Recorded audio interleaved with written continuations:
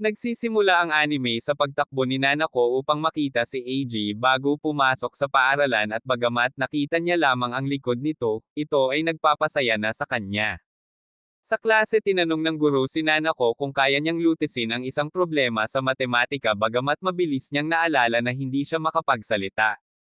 Kaya't sinabi niya sa kanya na maaari niyang isulat ang kanyang sagot ngunit si Nanako ay tapat at isinulat na hindi niya naiintindihan ang klase at ginagawa niya ito sa isang espesyal na paraan na isinusulat ito sa anyo ng isang tula. Sa tanghalian ng lalaki sa cafeteria ay nag-aalok sa kanya ng maraming mga pagpipilian na nakalilito kay Nanako kaya sinabi ng kanyang kaibigan sa lalaki na siya ay magkakaroon ng karaniwan lang. Pagkatapos ng tanghalian tumakbo si Nanako sa silid-aralan para dalhin si Eiji sa literature club. Sa kanilang paglalakad pasenyas na sinabi niya na natatakot sa kanya ang lahat kaya kung maaari ay ngumiti siya. Kaya ipinakilala niya ang kanyang sarili sa kaibigan ni Nanako para magkaroon ng magandang unang impresyon ngunit ang kanyang ngiti ay nagmumukha siyang halimaw. Pagdating sa literature club sinabi ni Eiji kay President Amen na nakausap niya ang ibang tao maliban kay Nanako ngunit tumakbo ang babae na natatakot sa kanya. Pagkatapos ay iminumungkahi ni Amen na magsalita siya tulad ni Nanako na nagsusulat ng senryos. Pagkatapos nito sinabi ni Amen na ang aktibidad ng club ngayon ay ang pagsulat ng senryos na may tema ng Abril ngunit nahihirapan si Eiji na sundin ang tema kaya tinulungan siya ni Nanako. Nang maglaon ng dalawa ay sabay na naglalakad pauwi at tinanong siya ni Nanako kung kailan niya sinimulan ang pagbigkas ng senryos tulad niya at sinabi niyang palagi siyang may flowy na ritmo kahit na siya ay lumalaban.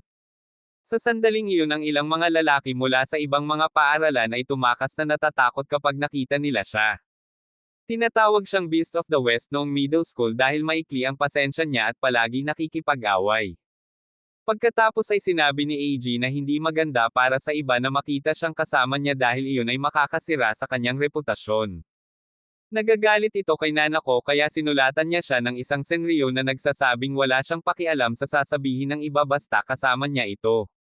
Namula siya at sinabi sa kanya na ang isinulat niya ay kung ano ang sinasabi ng mga babae sa kanilang mga crush na ginagawang namumula si Nanako. Pagdating sa bahay tinanong siya ng kapatid ni Nanako kung totoo bang may sumama sa kanyang literature club at nakangiti siyang sumulat tungkol kay Eiji. Makalipas ang mga araw habang natutulog si Eiji sa klase may pumasok na babaeng kulay pink ang buhok sa kanyang silid-aralan upang ibigay sa kanya ang kanyang mga damit pang gym. Napakaganda niya kaya't lahat ay nabibighani. Pagkatapos noon pumunta si Eiji sa literature club at inanunsyo ni Amen na ang aktibidad ng club ay tulungan si Eiji na maging mas kaibig-ibig. Sinusubukan niyang sulatan si Senries tungkol sa kanyang magagandang katangian ngunit walang pumapasok sa isip niya. Pagkatapos ay isinulat ni Nanako na kapag nag-iisip siya ng sobra ang kanyang mga mata ay umiikot at marahil ay nakakatakot sa mga tao. Pagkatapos ay tinanong ni Amen si Nanako kung ano ang mga katangian ni Eiji at ipinaliwanag niya na palagi siyang binibigyan ng mas magandang bahagi ng donut o binibigyan siya ng basong may mas maraming tubig. Biglang pumasok sa club ang pink na buhok na babae at sinimulang haplusin ang dark circles ni Eiji. Siya si Koto ang childhood friend ni Eiji na mas matanda lang siya sa kanya ng 2 taon pero siya ang nagmimistulang matandang kapatid. Pagkatapos ng klase kumain sina Nanako at Eiji at tinanong niya siya kung mayroon siyang kasintahan o isang taong espesyal at sinabi niya sa kanya na hindi kahit na pareho silang namumula. Malaki ang gana sa pagkain ni Nanako kaya palarong sinabi ni Eiji sa kanya na tataba siya kung kakain pa siya.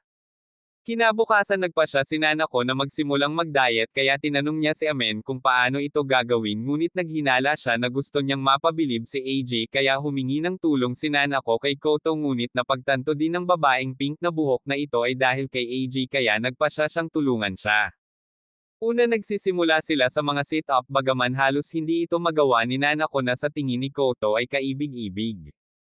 Pagkatapos ay tinuruan niya ito ng kanyang wrestling at nang tanungin ni Eiji kung bakit sila nagsasanay, misteryosong sinabi sa kanya ni Koto na para sa kanya ito at napagkamalan ni Eiji na gustong pilipitin ni Nanako ang kanyang leeg. Makalipas ang 1 linggo sinurpresa ni Nanako si Eiji sa pamamagitan ng paghawak sa kanyang kamay at inilagay ito sa kanyang tiyan para maramdaman niya kung gaano ito ka-flat at namumula niyang sinabi na hindi pa niya nahawakan ang tiyan ng isang babae kaya namumula silang dalawa. Sa labas ng club room si Amen ay nag-espiya sa kanila at sinabi kay Koto pagkatapos ay sa pag-uwi tinanong siya ni Amen kung may gusto siya at ayaw niyang sumagot at sinabi na lang na masaya siya bilang isang nakakatandang kapatid na babae. Kinabukasan nagdadala si Amen ng bagong paksa para gawing senryos ang mga alaala at mga amusement park. Isinulat ni AG ang tungkol sa mga pag-aalboroto na dati niyang ibinabato habang sila ng kanyang ama ay nakatayo sa pila para sa mga rides habang si Nanako ay nagsusulat tungkol sa mga pag-aalboroto na ginamit niya upang maiwasan ang pag-alis sa parke ng amusement. Si Amen ay nagsusulat tungkol sa isang nabigong date sa isang gwapong lalaki at iyon ay nagbibigay kay Nanako ng ideya ng pagpunta sa amusement park bilang aktibidad ng club at mabilis na tinanggap ni Amen at pinayuhan silang magbihis. Habang pauwi nag-isip si AG kung ano ang isusuot at tumakbo sa toko. Alam niyang pupunta sila sa amusement park at nagbiro na pupunta rin siya ngunit pagkatapos ay tinukso siya sa pagsasabing hindi siya pupunta para malaya itong lumandi kay Nanako. Samantala sa bahay si Nanako ay abala sa pagpili ng kanyang damit at na-stress ang kanyang ama dahil sa tingin niya ay dumating na ang pinakamasakit na sandali para sa bawat ama. Pupunta ang kanyang anak na babae sa isang amusement park kasama ang isang lalaki. Kinabukasan na unang dumating sina Nanako at AG at nagulat sila pinadalhan sila ni Amen ng isang text na nagsasabing hindi siya pupunta ngunit sa totoo lang gusto niya lang silang tiktikan. Una naglagay si Nanako ng mga bunny ears at pinasuot din ito kay AG pagkatapos ay sumakay sila sa roller coaster at kahit na nahihilo siya sa matinding rides patuloy pa rin siyang nagpapasaya kay Nanako. Pagkatapos nito tumakbo sila sa mascot ng parke at binigyan niya ng halik si AG at nagalit iyon kay Nanako dahil ninakaw ng kuneho ang unang halik ni AG. Kaya naman para makabawi bumili siya ng inumin na may mga straw na pinag-intertwined na parang puso at pareho silang umiinom sa ilalim ng mapupuyat na mga mata ni Amen at Kodo na hindi makatiis sa ganoong lambinggan at kinunan sila ng litrato. Pagkatapos patuloy nilang tinatangkilik ang iba't ibang atraksyon hanggang sa lumubog ang araw at sinabi ni AG na oras na para umuwi. Ngunit sinabi ni Nanako na hindi siya makakapaglakad pa uwi dahil naputol ang kanyang sintas ng sapatos at sa halip na kunin ang hudyat na gusto niyang ipagpatuloy ang paggugol ng oras kasama siya. Natatawang sabi ni AG na wala siyang sintas ng sapatos at pinagalitan ni Amen at Kodo na hindi napigil ang lumabas sa kanilang pinagtataguhan. Pagkaraan ng mga araw naramdaman ni AG na may sumusunod sa kanya. Akala ni Nanako ay multo ito at sinabi ni Amen na baka may stalker siya o babae na gustong mag-date sa kanya na nagpapangiti sa kanyang mukha at mas lalo na kapag sinabi ni Amen na baka ito ay isang maputlang babae na may straight at itim na buhok. Pagkatapos tinanong ni Nanako si AG kung ano ang gagawin niya kung may babae na nagtanong sa kanya na makipag-date. Sinabi niyang tatanggihan niya ito kung tatanungin siya ng babae ng biglaan. Halos sumulat si Nanako sa isang senryo tungkol sa kung ano ang gagawin niya kapag tinanong siya nito sa isang petsa ngunit napagtanto niya ito sa oras at sinira ang kanyang pisara. Sa pag-uwi si Nanako ay sobrang alerto sa paghahanap ng stalker ni AG hanggang sa malapit sa isang convenience store na huli nila ang stalker ngunit lahat ng iyon ay hindi pagkakaunawaan lang. Siya ay isang mahiyain na babae na nakikipag-usap sa pamamagitan ng pagguhit.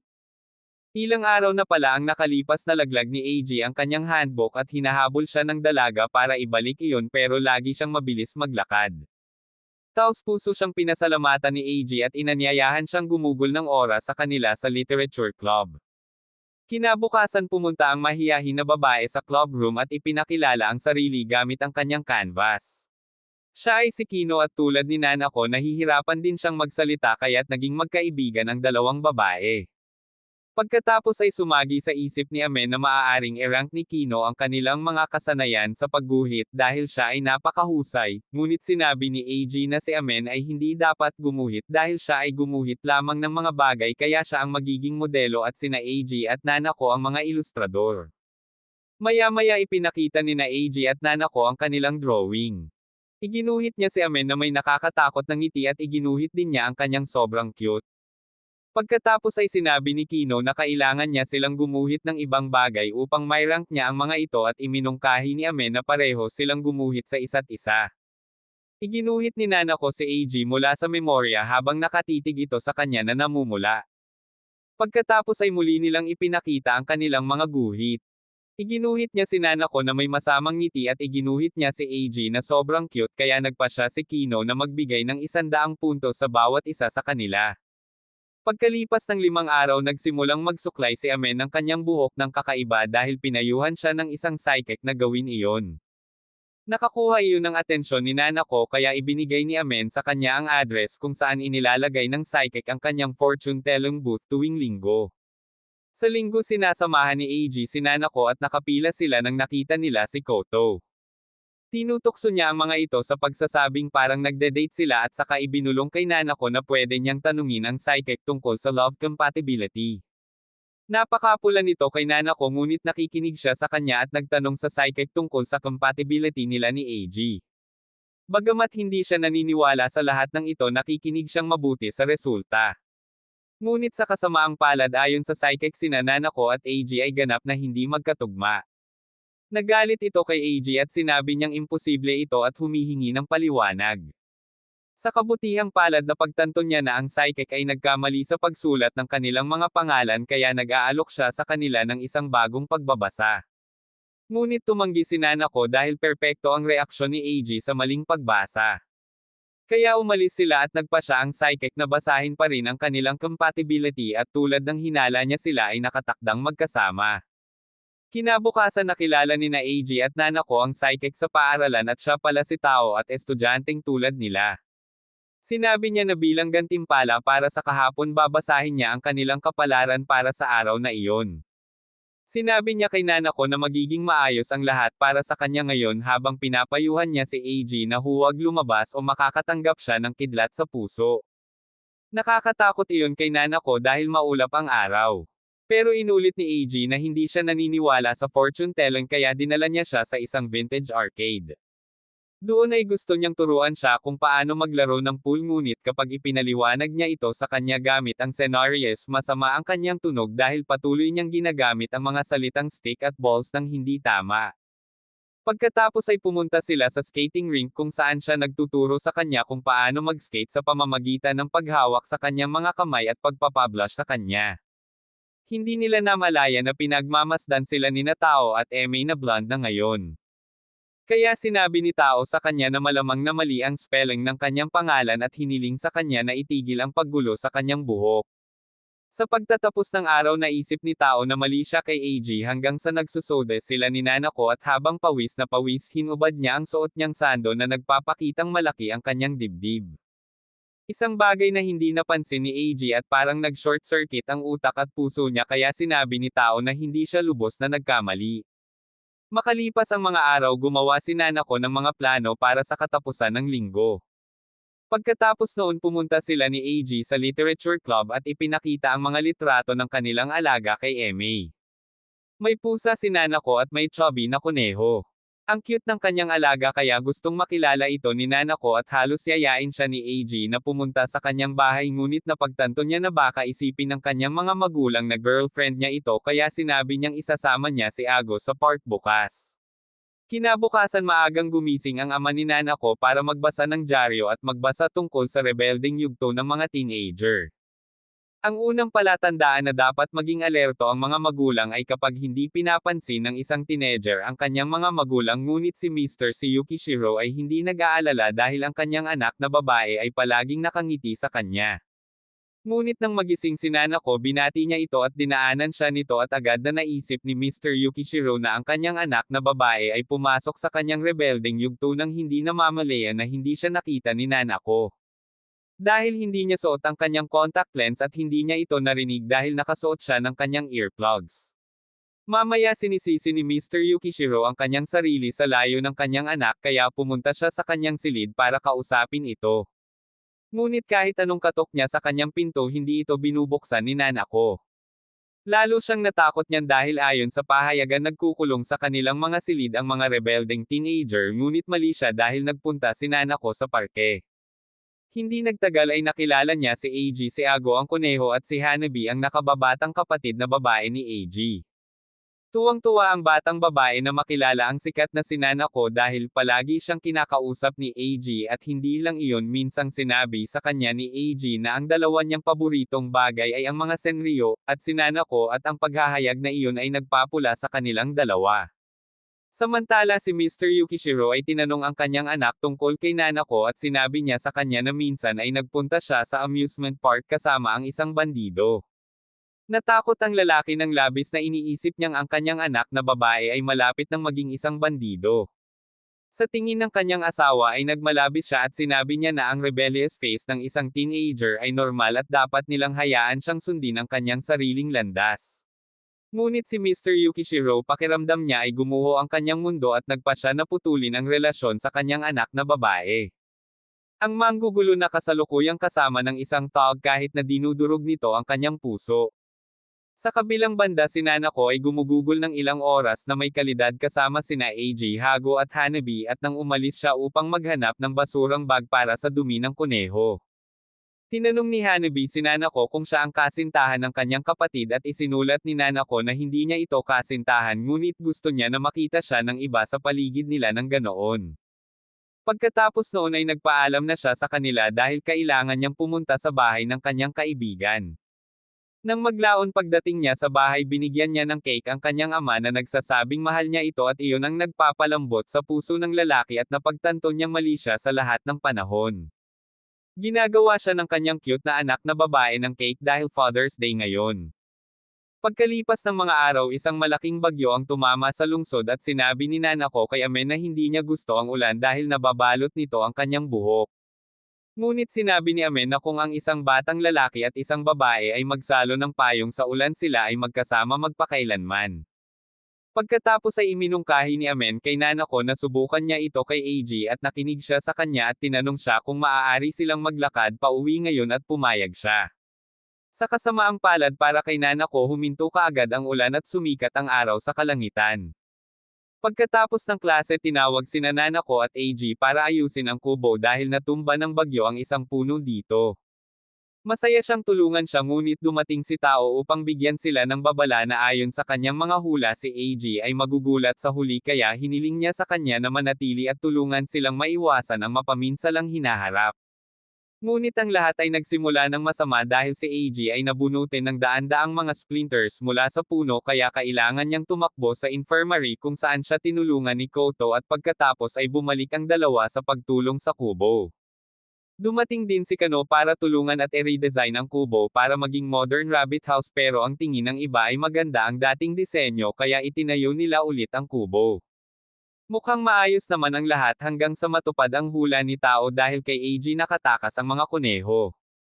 Sa kabutihang palad, pinapayagan si Amane na gamitin ang mikropono ng paaralan upang hilingin sa lahat ng mga mag-aaral na tumulong sa paghuli sa lahat ng mga kuneho.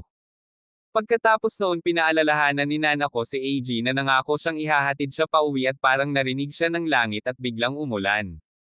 Hiniling niya sa kanya na ibahagi ang kanyang payong, ngunit sinabi niyang hindi siya nagdala.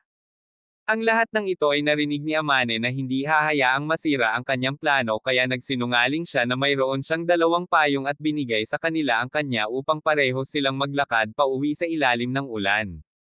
Makalipas ang ilang linggo, malapit na ang tag-araw at hindi na makapaghintay si Amane na makabili ng bagong swimsuit, kaya pinakiusapan niya si Tao na samahan siya na bumili ng mas kanais-nais sa kanya at pumunta rin sina Nanako at Kino dahil wala sila nito. Maya-maya umuwi si AG at nadatnan niya si Koto sa kanyang silid na naka-reveal na bikini, ngunit tumanggi itong tumingin sa kanya, kaya tumawa ito at naghintay para sa kanya sa sala dahil gusto niyang dalhin si Hanabi sa pool. Samantala sa tindahan ng swimsuit, ipinakita ni Tao kay Amane ang isang swimsuit na gagawing siyang super hot, ngunit binubuo lamang ito ng mga strap. Napaka-immoral nito, kaya namula si Nanako, kaya umalis siya para bumili ng mas cute na bagay sa kanyang panlasa at pumili ng swimsuit na mas mukhang damit, kaya pinayuhan siya ni Amane na maghanap ng mas hot na magpapatibok sa puso ni AG. Pagkatapos mamili, iminumungkahi ni Amane na pumunta sa pool para magsuot ng kanilang mga bagong swimsuit, at sa kabila ng rekomendasyon ni Tao, bumili si Amane ng mas konserbatibong bikini. Bumili din si Kino ng isang cute at bumili si Tao na may sobrang laki ng padding. Hinihintay ng tatlo na ipakita sa kanila ni Nanako ang kanyang suot, ngunit natatagalan siya upang makalabas dahil napaka-daring ng kanyang bikini at hindi pa siya gaanong nagpakita ng balat sa buong buhay niya. Lumilitaw si AJ kasama sina Hanabi at Koto at hindi niya maiwasang mapatitig kay Nanako kaya tumakbo ito para magtago at humingi ito ng tawad ng todo at sinabing susubukan niyang mapunta sa kabilang pool. Ngunit hindi yun ang gusto ni Nanako kaya lumabas ito sa pagtatago at sinulatan siya ng ganoon. Pwede siyang tumingin kung gusto niya ngunit dapat ay nasa malayo siya ngunit nilapit niya ang tansako niya sa mukha niya kaya hindi siya makatingin sa kanya. Pagkaraan ng mga araw sinabi ni Mr. Yukishiro sa kanyang anak na gusto niyang makilala ang kanyang kaibigan at iyon ang nagpa-blush kay Nanako na ikinatakot ng kanyang ama dahil hindi pa niya ito nakitang namumula para sa isang lalaki. Pagkatapos ay pinadalhan ni Nanako ng text si AJ ngunit hindi niya ito mabasa dahil inihulog niya ang kanyang cellphone sa isang mangkok ng sabaw kaya kinuha niya ito upang ayusin ito at ang sabi ng mekaniko ay aabutin ng isang araw para ayusin ito. Pagkatapos ay naglakad-lakad si AJ sa mga kalye na nag-iisip kung ano ang gagawin at naabutan si Koto na nagtatrabaho ng part-time at nakita rin niya si Amy na nag-aaral sa isang karinderya. Pagkatapos nito naglalakad siya sa tabi ng ilog na iniisip kung paano niya nakilala ang maraming tao maliban kay Nanako at iyon ang nagpaparamdam sa kanya ng kakaiba. Biglang tinakpin ng isang sombrero ang kanyang mukha at lumitaw si Nanako. Tuwang-tuwa siyang makita siya na muntik na niyang sabihing nami-miss niya ito ngunit napigilan niya ang sarili bago matapos ang pangungusap. Ngunit matalino si Nanako at inalis sa kanya ang sasabihin niya at tanggap niya na na-miss niya ito. Pagkatapos ay natuwa si Nanako at sinabi sa kanya na gusto siyang makilala ng kanyang ama at si AJ na takot ay umuwi kasama niya. Sinimulan siyang tanungin ni Mr. Yukishiro pagpasok niya sa bahay at kinabahan si AJ kaya mali ang pagsagot niya sa isang tanong at naisip ng lalaki na wala pa ito sa sarili. Pagkatapos ay nilinaw ni AJ na magkaibigan lang sila na ikinagalit ni Nanako at ang ekspresyon sa mukha ng kanyang anak na babae ay nagpapahina kay Mr. Yukishiro. Pagkatapos ay dinala ni Nanako ang kanyang ama sa kanyang silid at sinabi ng kanyang ina kay AJ na ang kanyang asawa ay overprotective kay Nanako. Dahil noong bata pa siya pinagtatawanan siya ng mga bata sa pakikipag-usap gamit ang senriyas ngunit isang araw bumalik siya mula sa paaralan na masaya dahil sa isang binanggit nito tungkol sa isang bata na tulad niya at sinabisa sa kanya na gusto niyang makasama ang batang iyon. Alam ni AJ na si Mrs. Yukishiro ang kausap niya kaya namula siya at tumakbo paalis ng bahay. Malapit na matapos ang summer kaya nag-organize si Amen ng club outing para manood ng mga alitap-tap dahil ito ang gusto ni Nanako pero sa totoo lang isa ito sa mga plano niya na bantayan sina Nanako at AJ. Sa gabi nagkikita sina Amen AJ Nanako Tao at Kino sa kagubatan at sinabi ni Amen na kailangan muna nilang dumaan sa haunted tunnel para makarating sa pond at natakot si Nanako kaya sinabi ni AJ na poprotektahan niya ito gamit ang mga tamang pamamaraan. Habang naglalakad sinubukan silang takutin ni Tao at Kino gamit ang kanilang mga hula at pagguhit mula ng hilingin sa kanila ni Amen. Pagdating nila sa tunnel misteryosong nawala si Amen na ikinatakot ni Tao pero patuloy pa rin sila sa paglalakad at pagkatapos ang ilaw sa tunnel ay nagsimulang magpatay Cindy at si Kino ay bigla din nawala. Takot na takot si Nanako kaya niyakap siya ni AJ pero ang pinakamasama ay hindi pa nangyayari. Biglang sumulpot ang isang babaeng nakasuot ng puti at hinuli si Tao. Pagkatapos ay hinawakan ni AJ ang kamay ni Nanako at pinalabas siya ng lagusan at naghihintay sa kanila sa labas sina Amen, Kino, Tao at Kodo. Nagbihis ng multo si Kodo para takutin sila at simula ng hilingin sa kanya ni Amen. Kaya sinabi ni Amen na ito ay isang pagsubok ng katapangan na dapat gawin ng bawat high school student minsan sa kanilang buhay bagamat masaya siya dahil tila mas malapit sina Nanako at AJ kaysa dati. Pagkatapos nito dumating sila sa pond kung saan natutuwa sila ng daan-daang alitap-tap sa kanilang maliwanag na berdeng kulay at iminungkahi ni AJ na bigkasan ang senriya sa ibabaw nila. Halos isulat ni Nanako na masaya siyang mamuhay sa sandaling ito sa tabi niya ngunit namumula siya at tumakbo palayo kay AJ kapag sinusubukan niyang basahin ito. Sa huling gabi ng summer break nagkita-kita sina Amen AJ at Nanako sa summer festival para manood ng fireworks kahit na sa palagay ni Amen ay masyadong gumana ang mga plano niya sa laban kina Nanako at AJ dahil pakiramdam niya ay parang third wheel silang dalawa. Sina Nanako at AG ay nagsasaya sa mga food stall at mga laro na parang mag-asawa kaya kapag nanalo si AG sa isang glow-in-the-dark na singsing ng laruan isinuot niya ito sa kanyang daliri na parang engaged na sila at ipinangako niya sa kanya na panoorin ang mga paputok ng magkasama. Maya-maya umupo silang tatlo para magpahinga at sinabi ni Nanako sa kanila na ang unang date ng kanyang mga magulang ay sa summer festival. Napaka-romantiko nito na binigyan ng kanyang ama ang kanyang ina ng isang peony. Hindi maintindihan ni AG ang kahulugan ng peony kaya sinabi ni Amen na magkakaroon ng klase ang literature club sa kahulugan ng mga bulaklak sa susunod na buwan. Pagkatapos nito umihi sina Amen at AG ngunit natagalan sila hanggang sa magsisimula na ang paputok at nakita siya ng isa sa mga kaklase ni Nanako na mag-isa sa bench at dinala siya sa kanyang grupo ng mga kaibigan. Pagkatapos ay pinadalhan ni Nanako si Amen ng isang text na nagsasabi sa kanya kung ano ang nangyari sa kanya at tumakbo si AG upang hanapin siya. Sa kasamaang palad nagsimula na ang paputok at hindi mapigilan ni Nanako na umiyak dahil wala si AG sa kanya. Samantala si AG ay tumatakbo kung saan-saan at tinutulak ang maraming tao na naghahanap kay Nanako hanggang sa makita niya ang makintab na singsing nito at sa wakas ay matagpuan siya ng sumabog ang isang hugis peony na paputok sa kalangitan. Tuwang-tuwa si Nanako nang makita siya at tinanong siya ng kanyang mga kaklase kung nagde-date sila ngunit sinabi ni AG na nangako lang silang manood ng paputok ng magkasama na ikinatawa ng mga babae dahil ito ay isang bagay na ginagawa ng mga mag-asawa. Sa unang araw ng pasukan ng bagong termino sina AG at Nanako ay umakyat sa bubong upang mag-isa na mananghalian. Tinanong ni Nanako si AG kung naaalala niya kung paano sila nagkakilala at siya ay walang kaalam-alam na halos hindi niya naaalala kung paano ito nangyari kaya naaalala niya ang dalawa sa kanila. Lumalabas na noong nakaraang taon noong Pasko nagpunta si AG sa isang workshop ng tula kung saan ang mga matatanda ay nagbigkas ng senriyos at ang tanging babae ay si Nanako. Sinulat niya ang kanyang senriyos ngunit hindi maipaliwanag ang mga ito at ang kay AG ay kakaiba kahit na gusto sila ni Nanako na pinalakpakan siya nito. Sa huli sumulat muli si Nanako kay AG na nagustuhan niya ang kanyang senriyos at pinasalamatan niya ito at sinabi sa kanya na wala siyang pakialam kung hindi siya makapagsalita ng normal dahil gusto niya si senriyos. Nang gabing iyon masayang bumalik si Nanako sa kanyang bahay at gumugol ng mga araw sa pag-iisip tungkol kay AG at sa kanyang ina. Masaya na makita siyang lumabas sa kanyang silid sa unang pagkakataon sa loob ng maraming taon pinayuhan siyang magpatuloy sa pagpunta sa workshop ng tula. Ngunit sinabi ng matandang babae ng workshop na hindi bumalik si AJ kahit na iniiwan niya ang kanyang senriyos sa communal blackboard bawat linggo kaya nagpa siya si Nanako na sagutin ang senriyos ni AJ ng pagsusulat din ng kanyang senriyos. Lumipas ang mga linggo at naging magkaibigan sila sa pamamagitan ng senriyos hanggang sa isang araw ay sinulatan siya nito na dapat silang magkita muli kapag namumulaklak ang mga puno ng cherry at tinanggap niya ito. Noong tagsibol huminto si Nanako sa workshop ng tula at inilabas ang kanyang unang senryo para makipagkita kay AG ngunit sinabi ng matandang babae na ilang linggo na niyang hindi nakikita si AG at marahil ay lumipat ito sa labas ng lungsod. Nakakatakot iyon para kay Nanako dahil hindi niya sinabi kay AG na salamat sa kanya na umalis siya sa kanyang silid at naging masaya ng ilang linggo. Ngunit walang batayan ang kanyang mga takot dahil hinihintay siya ni AG sa pond.